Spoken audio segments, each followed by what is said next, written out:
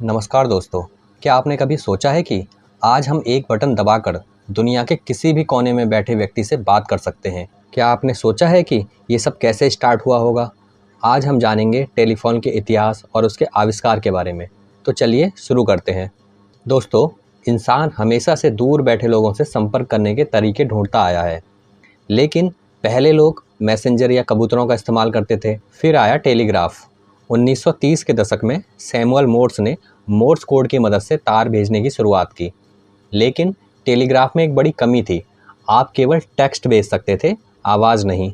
लोगों को ऐसा माध्यम चाहिए था जिससे दूर बैठे लोगों की आवाज़ सुनी जा सके, और यहीं से शुरुआत होती है टेलीफोन के विचार की। टेलीफोन का आविष्कार किसने किया, इसका विवाद आज तक चलता आ रहा है, लेकिन ज़्यादातर इतिहासकार मानते हैं कि टेलीफोन के जनक अलेक्जेंडर ग्राहम बेल हैं। 1876 में ग्राहम बेल ने पहला वॉइस ट्रांसमिशन उपकरण बनाया। उन्होंने अपने असिस्टेंट वॉटसन को पहला संदेश भेजा, Mister Watson, come here, I want to see you. इसी के साथ मानव इतिहास में एक नया अध्याय शुरू हुआ। अब इंसान की आवाज़ तारों के जरिए एक जगह से दूसरी जगह पहुंच सकती थी। ग्राहम बेल के पिता मूक बाधिरों के लिए काम करते थे, जिससे बेल को आवाज़ में गहरी रुचि थी। ग्राहम बेल ने टेलीफोन का पेटेंट 7 मार्च 1976 को कराया। कुछ लोग मानते हैं कि एलिशा ग्रे ने भी उसी दिन टेलीफोन जैसी तकनीक बनाई थी।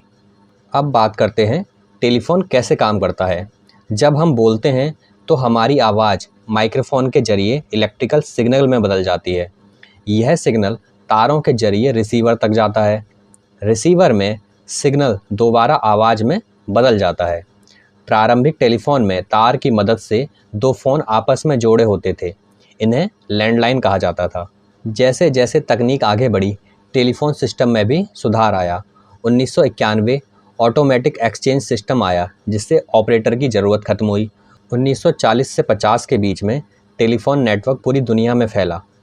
1960 के दशक में टच टोन या डायलिंग टोन शुरू हुई, जिसमें घुमाने की जगह बटन दबाए जाते थे। 1970 के दशक में पहली वायरलेस तकनीक आई। भारत में टेलीफोन की शुरुआत 1881 में कोलकाता और मुंबई में पहली टेलीफोन सेवा शुरू हुई। 1986 में महानगर टेलीफोन निगम लिमिटेड (MTNL) और फिर भारत संचार निगम लिमिटेड (BSNL) की स्थापना हुई। टेलीफोन के बाद अगली बड़ी उपलब्धि थी मोबाइल फ़ोन का आना। 1973 में मार्टिन कूपर, जो कि मोटोरोला में काम करते थे, उन्होंने पहला मोबाइल फ़ोन कॉल किया।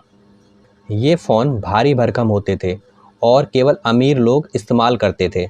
1990 के दशक में GSM टेक्नोलॉजी आई, जिससे सस्ते और छोटे मोबाइल फ़ोन बनने लगे।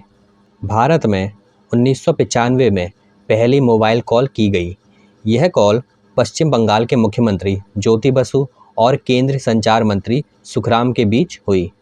मोबाइल फ़ोन का अगला रूप था स्मार्टफ़ोन। 2007 में जब आईफोन लॉन्च हुआ, तो फ़ोन सिर्फ बात करने का माध्यम नहीं रहा। अब हम फ़ोन से फ़ोटो, वीडियो, मैसेजिंग, ईमेल और इंटरनेट भी चला सकते थे। आज हम व्हाट्सएप, जूम, स्काइप जैसे ऐप्स ने कॉलिंग को बिल्कुल बदल दिया है। भारत में डेटा क्रांति की शुरुआत 2016 में जियो ने सस्ते इंटरनेट के साथ मोबाइल और इंटरनेट को भारत के लोगों तक पहुंचाया। टेलीफोन ने सिर्फ टेक्नोलॉजी ही नहीं, हमारी सोच और जीवन शैली भी बदल दी है। अब दूर बैठे किसी व्यक्ति से बात करना और भी तेज़ और आसान हो गया है। व्यापार, शिक्षा, चिकित्सा, हर क्षेत्र में इसका बड़ा योगदान है। आपदाओं के समय टेलीफोन ने करोड़ों जान बचाई हैं।